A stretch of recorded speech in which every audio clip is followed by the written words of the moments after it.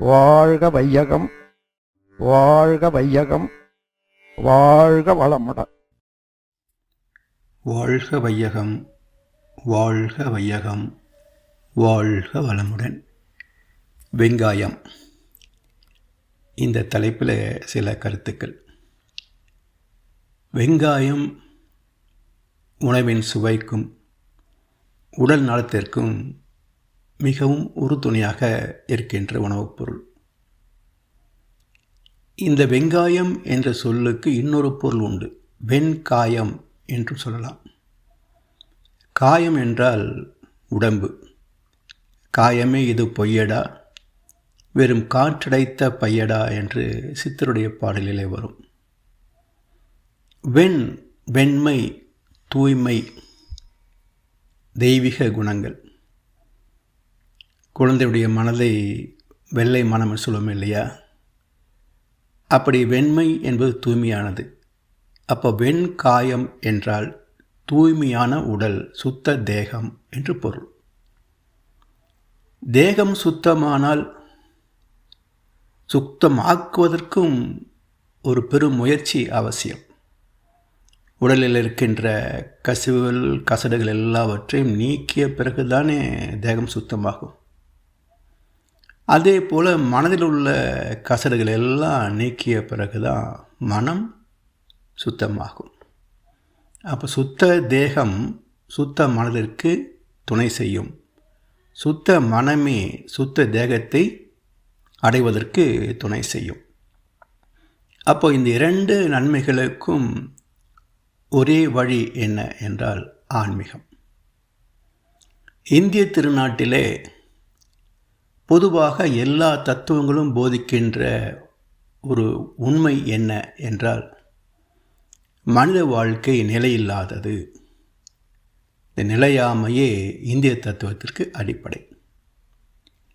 ஜனனம் ஒரு வழி, மரணம் பல வழி.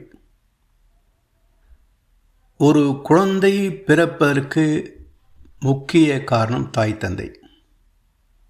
ஆனால் முடிவுக்கு எத்தனையோ காரணங்கள். உலக வாழ்க்கை சாஸ்வதமானது என்றுதான் அனைவருமே நம்புகின்றோம். அந்த நம்பிக்கையின் அடிப்படையில் தோன்றுவது ஒரு மயக்கம், மாயை என்ற இந்த உலக வாழ்க்கை. இந்த மயக்கத்தால் சக மனிதர்கள் வாழ்ந்து முடிந்த பிறகு கூட நமக்கும் அப்படி ஒரு நிலை வரும் என்பதை நாம் நம்பினாலும் அதிகமாக ஆழ்ந்த சிந்தனைக்கு போவதில்லை. இறந்தவனே சுமந்தவனும் இறந்துட்டான், அதை இருப்பவனும் எண்ணி பார்க்க மறந்துட்டான் என்று ஒரு திரைப்பாடலில் கூட 2 வரிகள் வரும். இந்த மயக்கத்தின் விளைவாக தனது எதிர்கால தேவைகளுக்கு இயற்கை வளங்களை தன் வசப்படுத்தி கொள்ளக்கூடிய சுயநலமும் பேராசையும் உலகெங்கும் எல்லா மக்களிடத்திலேயும் பரவலாக நிறைந்திருக்கிறது. ஒரு சில இடத்திலே குறைந்திருக்கலாம், அவ்வளோதான். நிறைவு செய்ய முடியாத பேராசைகள் காரணமாக மற்றவர் உழைப்பை சுரண்டி அதன் மூலமாகவாவது தன்னை மேம்படுத்தி கொள்ள முடியுமா என்ற தேடல் தானே வியாபாரம், ஆன்மீகம், அரசியல் இப்படி பல துறைகளாக விரிந்து கிடக்கின்றன.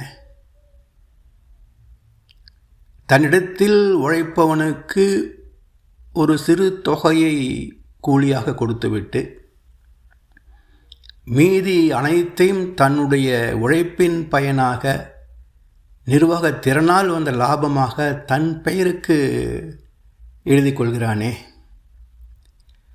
இப்படி உள்ள சமுதாய சிக்கலிலே தோன்றியது தான் நிலமில்லாதவனுக்கு உழைப்பதற்கு அந்த இடத்தை கொடுக்கின்ற போது அதற்கு தனக்கு ஒரு பங்கு, அதை குத்தகை என்று வாங்கிக் கொள்கின்றான்.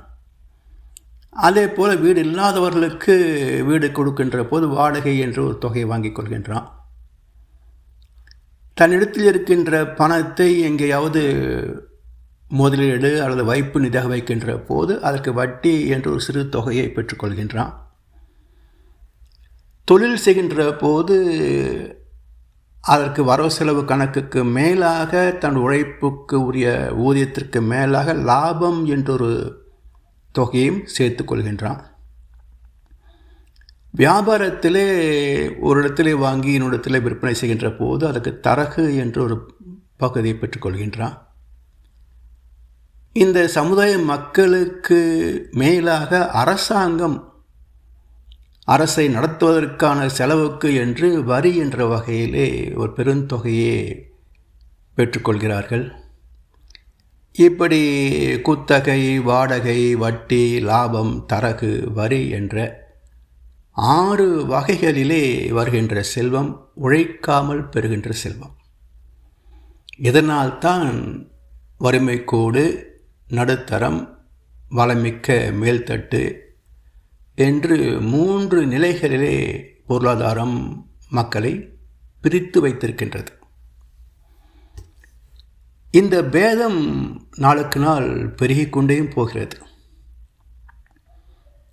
ஆனால் இயற்கையை எல்லோரும் சமமாக பயன்கொள்ள வேண்டும் என்பதுதான் தெய்வ நீதி.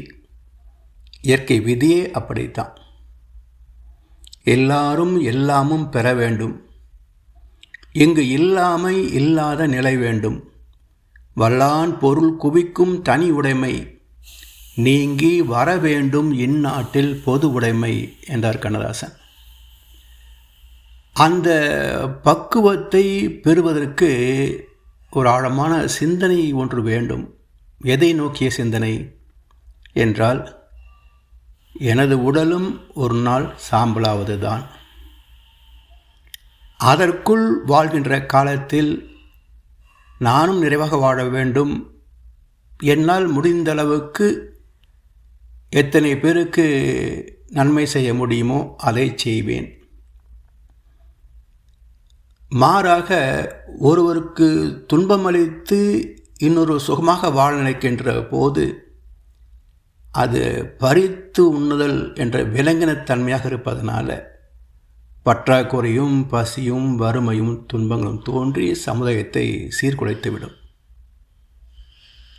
இது தெய்வ நீதியின்படி குற்றம் என்பதை மதவாதிகள் கூட மக்களுக்கு அறிவுறுத்த மறுக்கின்றனர். அடிப்படையில் பாருங்கள், சைவ சித்தாந்தத்தில் தினசரி காலை எழுந்து குளித்து கடமைகள் முடித்த பிறகு இறைவனை வணங்குவது என்று ஒரு பண்பாடு வைத்திருக்கின்றோம். அதில் திருநீறு பூசுதல் என்பது முக்கியமான சடங்கு. இந்த திருநீர் எதை காட்டுகிறது என்றால் 2 வகையில். ஒன்று, பசுமாட்டின் சாணத்தின் சாம்பல் தான் திருநீர். இது போலவே எனது உடலும் ஒரு நாள் சாம்பல் ஆகும் என்பது ஒரு கருத்து. 2வது, பசுமாட்டின் சாணம் நார் நாராக பின்னி பிணைந்து கிடக்கும். அதை எடுத்து சில முறையிலே பக்குவப்படுத்தி பதப்படுத்துகின்ற போது தான் திருநீர் கிடைக்கிறது. நீர், அப்போ அந்த திருநீர் எப்படி இருக்கிறது என்றால், காற்று பட்டால் இருந்த இடம் தெரியாமல் மறைந்து போகும். அப்போ ஏற்கனவே நார் நாராக பின்னி பிணைந்த கிடந்த நிலை பந்தம், பற்று, பாசம். அது பக்குவமான பிறகு திருநீர் காற்றிலேயே கலந்து போகிறது, அடையாளம் தெரியாது. இதுபோல் நாம் பற்றற்ற நிலையிலே, நான் எனது என்ற பற்றற்ற நிலையில் வாழ வேண்டும் என்ற தத்துவத்தை எடுத்து காட்டுவது திருநீர். அதுக்குத்தான் சைவ சித்தாந்தத்திலே திருநீர் இடுதல் என்ற பழக்கத்தை ஏற்படுத்தியிருந்தார்கள். ஆனாலும் இந்த தாத்பரியத்தை எத்தனை பேர் தெரிந்து வைத்திருக்கிறோம்? இருப்பது பொய், போவது மெய் என்றெண்ணி நெஞ்சே, ஒருத்தருக்கும் தீங்கதனை நினையாதே. பருத்த தொந்தி நம்மதென்று நாம் இருக்க, நாய் நரிகள் பேய் கழுகு தம்மதென்று தாம் இருக்கும் தான். மதிய உணவு விருந்து சாப்பிட்டாச்சு, அப்படியே வயிறை ஒரு வாழைச்சூழலாக தடவி விட்டு ஒரு ஏப்பம் எடுக்கின்ற போது இந்த வயிறை நாம் தடவி தடவி வளர்க்கிறோம். ஆனால் இறந்த பிறகு அடக்கம் செய்து விடுகிறோம். இல்லை என்றால் யாருக்கு உணவு? நாய், நரிகள், பேய், கழுகு தம்மதென்று தாம் இருக்கும் தான். நல்லா வளர்த்து வச்சுருக்கான்ப்பா, ஒரு நாளைக்கு நல்ல விருந்து நமக்கு கிடைக்கப் போகுது என்று காத்திருக்குமாம் என்று பட்டினத்தார் ஒரு பாட்டில் சொல்கிறார். குறிப்பிட்ட காலமே வாழ்ந்து முடிகின்ற இடம் இந்த பூமி. நாம் இந்த பூமிக்கு நிரந்தரமல்ல. நேற்று வந்து இன்றிருந்து நாளை போகும். இங்கே நடந்ததெல்லாம் முடிந்து போன நாடகமாகும் என்றார் கண்ணதாசன். ஒரு நூற்றாண்டுக்கு முன் வாழ்ந்தவர் யாரும் இன்றைக்கு இல்லை. இன்றைக்கு வாழ்கின்ற யாரும் அடுத்த நூற்றாண்டில் இருக்கப் போவதும் இல்லை. வாழ்கின்ற சில ஆண்டுகள் மட்டுமே, அதிகபட்சம் 70, 80, 90. இந்த உடலை கொண்டு உலக சுகங்களை தூக்கிறோம். இதில் இந்த வாழ்க்கை வாழ்கின்ற காலத்தில் எல்லோருக்கும் இன்பங்கள் நிறைவாக கிடைக்க இந்த இயற்கை வளங்கள் சமமாக பகிர்ந்தளிக்கப்பட வேண்டும். இறக்கின்ற போது நெருங்கிய சொந்த பந்தங்கள் எல்லாம் கூடி அந்த உடலுக்கு அடக்கம் செய்கிறார்கள். அப்போது அழுது அவருடைய அனுபவங்கள் எல்லாம் சிலாகித்து பேசுவதும் உண்டு. அப்போது என்ன சொல்கிறாங்க, என்ன நல்ல மனுஷன்ப்பா, அவருக்கே இந்த முடி வந்துருச்சு, நமக்கு ஒரு நாளைக்கு வரத்தான் போகுது, ஏதோ இருக்கிற வரைக்கும் 4 பேர் நல்லா செஞ்சுட்டு போவோம் என்றெல்லாம் மயானத்திலே சில பேர் பேசிக்கொள்வதை நாம் கேட்கலாம். ஆனால் இந்த எண்ணம் நிலைத்திருக்கிறதா? வீட்டுக்கு வந்து தலைமொழிகிய பிறகு அவன் என்னவோ செத்து போயிட்டான், நமக்கு அதெல்லாம் பார்த்தா முடியுமா என்று பழையபடி வாழ்க்கையை நடத்தி விடுகின்றோம். இதுக்கு தான் மயான வைராக்கியம்னு பேருங்க. இனிமேல் நல்லா இருப்போம், 4 பேர் நல்லா செய்வோம்னு சொல்லுவாங்க, ஆனால் செய்ய மாட்டாங்க. அதனால் இது மயான வைராக்கியம்.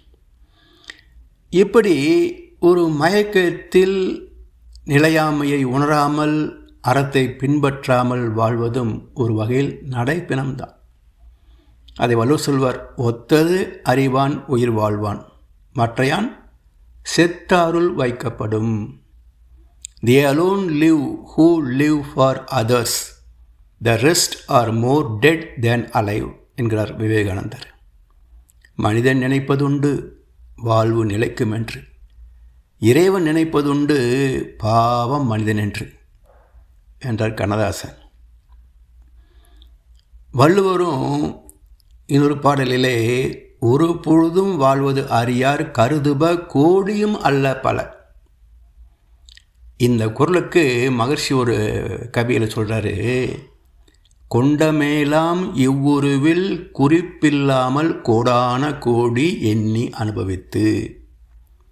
வள்ளுவர் சொல்கிறாரு, ஒரு பொழுதும் வாழ்வது அறியார் கருதுப கோடியும் அல்ல பல. பல கற்பனைகள், கோடிக்கணக்கான கற்பனைகள். மகரிஷின்னு சொல்கிறாரு, கொண்ட மேலாம் இவ்வுருவில் குறிப்பில்லாமல் கோடான கோடி எண்ணி அனுபவித்து. கண்ட பலன் என்ன? கண்ட பலன் எனையறிய நினைந்தேன் அப்போ கருத்துணர்த்தி கருவாம் ஞான குண்டலினி எனும் என் மெய்யுணர்வு எழுப்பி குறித்து என்னை அறிவித்த குருவே அன்பே என்று மகரிஷி அவருடைய குருமார்களுக்கு வணக்கம் செலுத்துகின்றார்.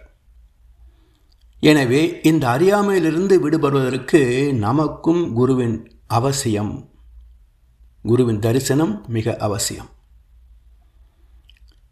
எங்கே வாழ்க்கை தொடங்கும், அது எங்கே எவ்வித முடியும், இதுதான் வாழ்க்கை, இதுதான் பயணம் என்பதை தெரிந்து கொள்வதற்கு ஒரு குருவின் சன்னிதானம் மிக அவசியம். என்ன வாழ்க்கை, அதிகபட்சம் 120 ஆண்டுகள், இதற்கு மேலாக இங்கே யாரும் வாழ்ந்தது கிடையாது. அதற்குள்ளாகவே எத்தனையோ காலகட்டங்களிலே ஏதோ காரணங்களிலே இறப்பை சந்தித்து விடுகின்றோம். நிலையில்லாத இந்த வாழ்வை நிரந்தரமானது நினைக்கின்ற மனசு இருக்கே, அது புல்லறிவாண்மை கடை என்பார் வள்ளுவர். சாமி சொல்லுவாங்க, தாயின் கர்ப்பத்தில் கருவாகின்ற போது வினை பதிவாம் சுமையை விடுத்து தூய்மை பெறவே நினைவாய் உடல் எடுத்து நிலை மீது வந்த பின்னே எனை மறந்தேன் எந்தன் வினை மறந்தேன் உனை மறந்தேன் இறைவா என்கிறார். ஆனால் வாழ்ந்து முடிவதற்குள் கொஞ்சம் நம்ம கடந்த காலத்தை சிந்தித்து பார்த்தால் எங்கெல்லாம் நாம் தடம் மாறிப்போனோம் என்பதை கண்டுகொள்ளலாம். அந்த தெளிவு வந்து விட்டால் குழப்பம் நீங்கிவிடும், வாழ்க்கை பயணம் நமக்கு தெளிவாகிவிடும். இப்போது எவ்வளவு தான் செல்வங்கள் சேர்த்து வைக்கின்றோம், ஒரு நாள் விட்டுட்டு தான் போக வேண்டியிருக்கு. யாராவது ஆடி முடிக்கையிலே அள்ளி சென்றோர் யாரும் உண்டோ? இல்லை, இன்னொரு கோணம் பாருங்கள், எத்தனை லட்சம் கோடி சம்பாதித்திருந்தாலும் விட்டு விட்டு தான் போயிருக்கிறாங்க, யாரும் எடுத்துகிட்டு போகலை. இதை தெரிஞ்ச பிறகும் லட்சக்கணக்கான கோடிகள் சம்பாதிக்கிறாங்களே, ஒருவேளை சாகும்போது கொண்டு போயிட்டு பிறக்கும்போது கொண்டு வரும்படியான வசதியை இறைவன் தந்திருந்தால் எப்படி இருக்கும் இந்த உலகம்னு கொஞ்சம் நினச்சி பாருங்கள். அணுகுண்டு யுத்தம் எதுவுமே வேண்டியதில்லை, அவன் அடிச்சு செத்து போயிருப்பான். எனவே இதெல்லாம் யோசித்து பார்த்தோம் என்றால் எவ்வளோ நமக்கு தேவைங்க. சிரிப்பதற்கு மேலே சாப்பிட முடியாது, ஒரு உடைக்கு மேலே அணிய முடியாது, உட்கார்ந்த 2க்கு 2, படுத்த 6க்கு 2, நின்னா 2க்கு 2.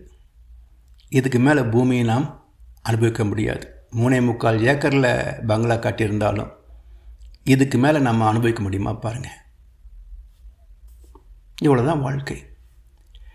அப்போ இதுக்கு போதுமான வளம் நமக்கு இருக்கிறதா இல்லையா?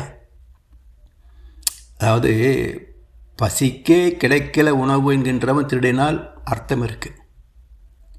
வசதி உள்ளவனும் திருடிக்கொண்டே இருந்தால் நான் உலகத்தின் பெரிய பணக்காரன் ஆகணும், நம்பர் 1 ஆகணும், என்னுடைய 7 தலைமுறையும் வசதியாக இருக்கணும்னு சொல்லி தர்மத்தின்படி சம்பாதிச்சா பரவாயில்லைங்க. ஊர் மக்கள் எல்லாம் கொள்ளையடித்து சொத்து சேர்த்தா இறைவன் சும்மா விட்டுருவானா? வகுத்தான் வகுத்த வகையெல்லால் கூடி தொகுத்தார்க்கும் துய்த்தல் அரிது என்றார் வள்ளுவர். நீ எவ்வளவோ சம்பாதிச்சுக்கப்பா, ஆனால் நீ எவ்வளோ அனுபவிக்கணுன்றதை நான் தான் முடிவு செய்வேன். ஆயிரக்கணக்கான கோடி, ஆனால் டைனிங் டேபிளில் பல வகையான பதார்த்தங்கள், ஆனால் எதையுமே சாப்பிட முடியாது. நெய்யை தொட்டால் கொலஸ்ட்ராலு, இனிப்பை தொட்டால் சர்க்கரை, மற்ற உணவை தொட்டால் அல்சரு, எதுவுமே சாப்பிட முடியாது. எந்த வைத்தியம் பண்ணுவீங்க? எத்தனை லட்சங்கள் தந்தாலும் இந்த உடலில் தோன்றுகின்ற நோயை உருவாக்குபவன் இறைவன், குணப்படுத்துபவனும் இறைவனே தான். அவருடைய கருணை இல்லாமல் எதுவுமே நடக்காது. அவனுக்கோ கர்ம பலன்தான் அடிப்படை. கர்ம பலன் இல்லாத ஒன்றை இறைவன் கொடுக்கவோ கெடுக்கவோ முடியாது. அப்போ கர்மா தானே வாழ்க்கை. அதனால் தனக்கோ பிறருக்கோ தற்காலத்திலேயோ பிற்காலத்திலேயோ உடலுக்கோ மனதுக்கோ நன்மையே தருகின்ற எண்ணம், சொல், செயல்தான் வாழ்க்கை. இந்த உண்மை புரியாத போது எத்தனையோ சேர்த்து வைக்கிறாங்க. ஒரு நாள் அரசாங்கம் எடுத்துக்கொள்கிறது, அல்லது எப்படியோ களவு போய்விடுகிறது. சரி, எதுவுமே நடக்கலை, எல்லாம் இருக்குது. ஆனால் இவன் அல்பாயசாக போயிடுறான், 30-40 வயசுலேயே போயிடுறான். இல்லை அவனுக்கு சந்ததி இல்லாமல் போயிடுது, இல்லை சந்ததி விபத்தில் செத்து போகுது. இப்போ யாருக்கு இந்த செல்வம் பயனாகும்? இல்லை. எனவே இந்த உடலுக்கு ஒரே வீடு தாங்க, வீடு பேர். உடலுக்கு பல வீடுகள் இருக்குது, ஒவ்வொருத்தருக்கும் ஒவ்வொரு அட்ரஸ் இருக்குது. ஆனால் ஆத்மாவுக்கு ஒரே ஒரு வீடு தானே, அதை யாருக்கும் பேதமே கிடையாது. எனவே அனைத்து ஜீவன்களிலும் உயர்ந்தவனாக சிறந்தவனாக பகுத்தறிவோடு பிறந்த மனிதன் வாழ்வை பற்றிய குறிப்பில்லாமல் கோடான கோடி அனுபவங்களை பெற்றதனால் கண்ட பலன் என்ன? இருக்கின்ற வரைக்கும் நிறைவில்லாமல், இறக்கின்ற போதும் சாந்தி இல்லாமல் அவலத்தில் முடிகின்ற மனித வாழ்க்கை ஒரு வெங்காயமே. எப்படி? இதழ்களின் அணிவகுப்பு, உள்ளே ஒன்றும் இல்லை. வாழ்க்கையில் பெற்ற வசதிகள் என்று ஒரு இதழை பிரித்து போடுங்க. சந்தித்த உறவு நட்புகள் என்று இன்னொரு இதழை பிரித்து போடுங்க. பெற்ற அனுபவங்கள் என்று இன்னொரு இதழை பிரித்து போடுங்க. அடைந்த பதவி செல்வாக்கு என்று இன்னொரு இதழை பிரித்து போடுங்க. சேர்த்த சொத்து $10 தங்கம் என்று இன்னொரு இதழை பிரித்து போடுங்க. கடைசியில் மிச்சம் என்ன கிடைக்கும்? ஒன்றும் இல்லை. இதழ்களுக்கு பேதம் வெங்காயமா? இல்லை என்பது பதிலானால் வெங்காயம் எங்கே? அர்த்தமில்லாமல் அறிவில்லாமல் வெங்காயத்தை தேடி இதழ்களை உரித்து எறிந்த முட்டாள்தனத்தை யார்கிட்ட சொல்வது? அல்லது இதழ்கள்தான் வெங்காயம் என்று நம்பி இதழ்களை ரசித்த அறியாமையை என்ன சொல்வது? இதே போலதான் வாழ்க்கையும். ஒன்றும் இல்லாத மையத்தை நோக்கிய இதழ்களின் அணிவகுப்பு, ஒன்றும் இல்லாத மையத்தை நோக்கிய இதழ்களின் அணிவகுப்பு, அதுதான் வாழ்க்கை. நான் ஏன் பிறந்தேன் என்ற நோக்கத்தை அறியும் தேடல். இந்த தேடலுக்கு பதிலை அறிந்த பின் வாழ்க்கை என்பது சுத்தவெளி நோக்கிய பயணம் என்று தெரிந்த பின் நமக்கு என்ன வேண்டுமோ எல்லாம் நிறைவாக இருப்பதை உணரலாம். அது அறியாத போது எதையோ தேடிக்கொண்டு எங்கெங்கோ அலைந்து கொண்டிருக்கின்றோம். இருக்கும் இடத்தை விட்டு இல்லாத இடம் தேடி எங்கெங்கோ அலைகின்றார் ஞானத்தங்கமே. அவர் ஏதும் அறியாரடி ஞானத்தங்கமே என்றார் கண்ணதாசன். எனவே வெங்காயத்திற்குள் சுத்தவெளிதான் இருக்கிறது, மையத்தில் ஒன்றும் இல்லை என்பதை தெளிவாக உணர்ந்து விட்டோம் என்றால் இதழ்களை ரசிக்கலாம், வாழ்க்கையை ரசிக்கலாம். மாறாக அதற்கு உள்ளே என்னவோ இருக்கிறது, அதை அடைய வேண்டும் என்ற வேட்கையிலே இதழ்களை உரித்து எழுந்து விட்டோம் என்றால் பிறகு ஒன்றுமே இருக்காது. இதழ்களும் வீணாக போச்சு, வெங்காயம் இருக்காதுங்க. உள்ளே ஒன்றும் இல்லையே என்று தெரிகின்ற போது ஏமாற்றமும் வருத்தமும் தான் மிச்சமாகும். இதுதான் வாழ்க்கை. Life is nothing and meaningless. இந்த வெங்காய வாழ்க்கையை வாழ்ந்து கொண்டு தான் மக்கள் இத்தனை ஆர்ப்பாட்டம் செய்கிறாங்க. ஒரு நாளைக்கு போகிற போது என்ன வாழ்க்கை, என்ன அடையாளம்? வாழ்ந்தவர் கோடி, மறைந்தவர் கோடி. மக்கள் மனிதன் என்றவர் யார்? யார் மக்களுக்காக வாழ்கிறார்களோ வாழ்ந்தார்களோ அவர்களே சரித்திரத்தில் இடம் பெறுகிறார்கள். They alone live who lived for others. The rest are more dead than alive. வாழ்ந்து பார்ப்போமே. வாழ்க வளமுடன். வாழ்க வளமுடன். ஸ்கை வேதாத்திரியம் அமுதம் சேனலுக்கு இதுவரைக்கும் சப்ஸ்கிரைப் பண்ணின அனைத்து அன்பர்களுக்கும் மிக்க நன்றி. வாழ்க வளமுடன். அனைவரும் வேதாத்திரிய தத்துவங்களை உலகறிய செய்வோம். இந்த சேனலை உங்கள் அன்பர்கள் அனைவருக்கும் ஷேர் செய்து பயன்பெறுங்கள். நன்றி. வாழ்க வளமுடன்.